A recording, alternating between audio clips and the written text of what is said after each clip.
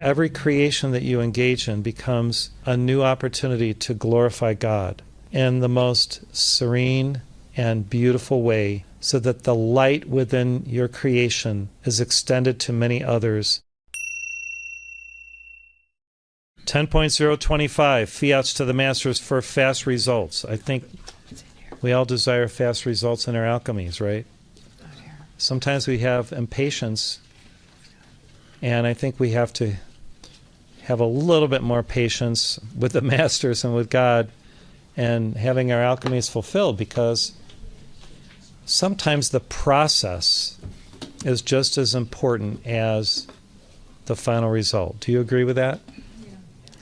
When we go through a process, a procession that takes us through every point that we consider, that we mindfully engage in, through the manifestation of the precipitation of what we're desiring to manifest, it builds our character, our divine character.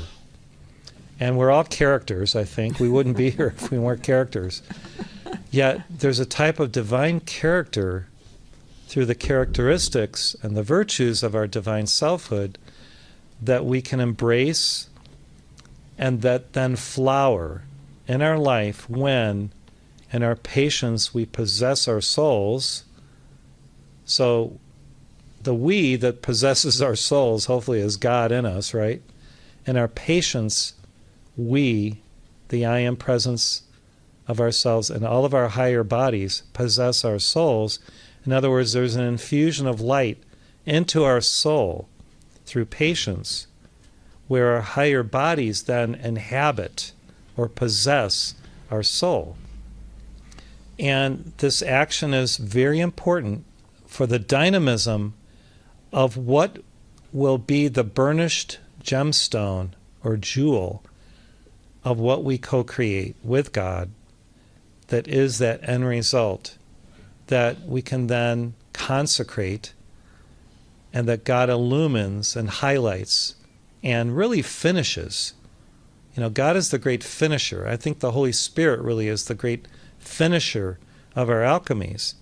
And it's the sealing action. It's like when you paint and then you put that sealer on to kind of have the paint last longer than it would if you didn't have that beautiful sheen, right?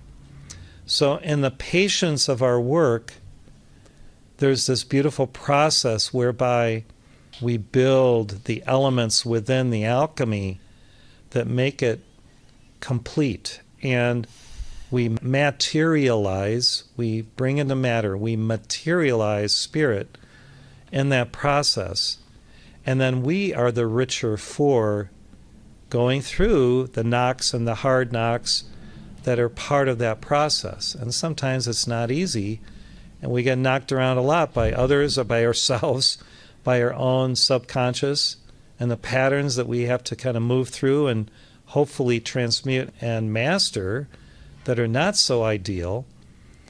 And the burnishing in the alchemy is actually a wonderful thing because it does ultimately make us brighter, right? We become brighter through this process. We become wiser through this process. We become even more noble. You know, I hear these ads for noble gold on the radio, noble gold. And I thought, wow, that's pretty cool. Well, we are becoming more noble and golden as we work on various co-creative alchemies with the masters, with each other, with our higher self. And every time we then co-create after that, we have the experience of having been through what we've been through in order to be wiser so that the next time we can avoid certain pitfalls, we can avoid certain issues, and stream into a more radiant process that becomes more and more beautiful each time.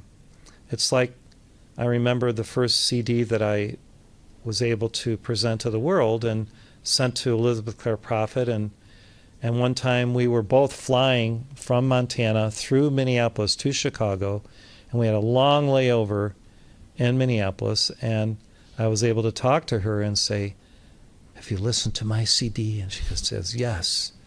And she said, you had to do it, David, didn't you? And I think what she meant was you had to be a co-creator. You had to allow what was in you to unfold and be expressed. And that's what she was really saying. And we all do this. All of us have created beautiful things. And especially your children. So you women and parents, the most beautiful thing that you have created with God, first of all, is your children. And it's sometimes still a work in progress, even into your elder years when you're communicating with your kids who may be parents themselves or even grandparents now. And, your wisdom that you've gleaned through all this time of being a parent and being a parent becomes a means whereby wisdom can be conveyed from generation to generation. And sometimes we don't think our children listen to us. I can assure you, though, that they hear on the inner what you are conveying and saying. And even if they seemingly ignore you initially, those words do sink in at the soul level. And ultimately, they will have to confront the truths that you share and teach, because when it's their time to be a parent, will they be a parent as a parent? Will they be as loving and noble as hopefully you have been? That's the rub. And then as a grandparent, you get to spend time with your grandchildren and actually infuse within them, right, Maria Men, all these virtues and creative energies that you desire for them to live within, maybe sometimes when your own children didn't always embrace them. So why is the Master sharing this through me? Because although alchemy can be fun and can be super fulfilling, it is a process that requires a lot of perspicacity. Perspiration, what is creating is 98% perspiration, 2% inspiration. Is that what was said? Something to that effect. Well, I think we can change that, actually. And for us as initiates, I think we can move that needle to where it's more and more 10% perspiration and 90% inspiration, because we've collapsed time and space to be able to precipitate more quickly, because the divine design, we've taken the time to visualize and coalesce light within, and then it's a matter of materializing spirit in a sacred alchemical way that becomes easier, and the process then becomes even more joyful. So as the Master Omram was saying in the quote today about creation, when you do reach that level of being more and more of a co-creator with God, the happiness, the joy resounds, and it becomes magical. And every creation that you engage in becomes a new opportunity to glorify God in the most serene and beautiful way, so that the light within your creation is extended to many others, and the light glows, and the light expands. And so your creations become permanent in the heavens. They never lose their luster, their divine light, because you've consecrated them and dedicated them to the Divine One. And when you do that, and when God then says, yes, my holy servant, I accept this offering,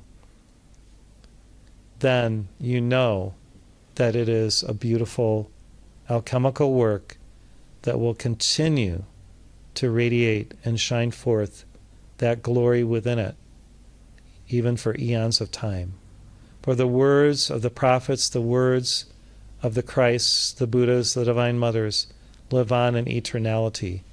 They never lose their buoyancy, their joy, and their power to transform us and future generations.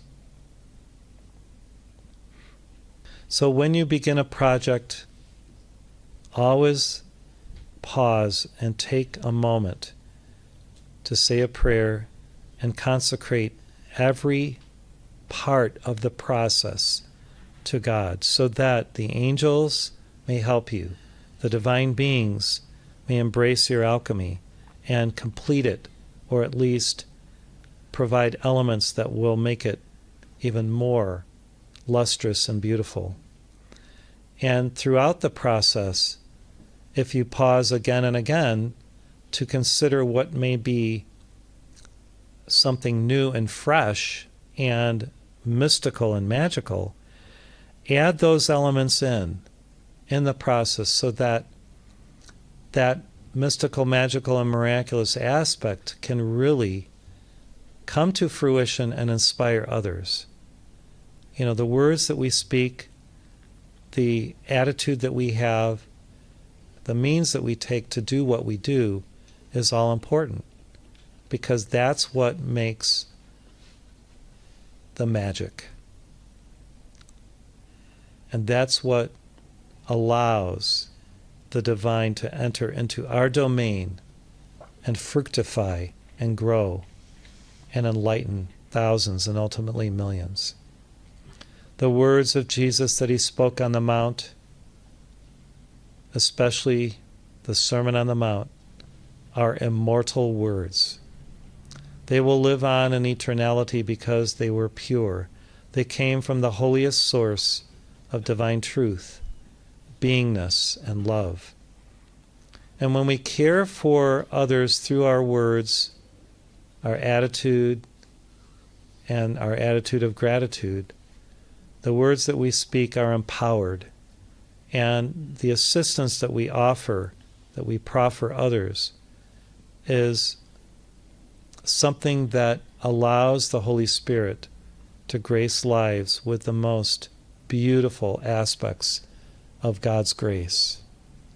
The most beautiful aspects of God's grace.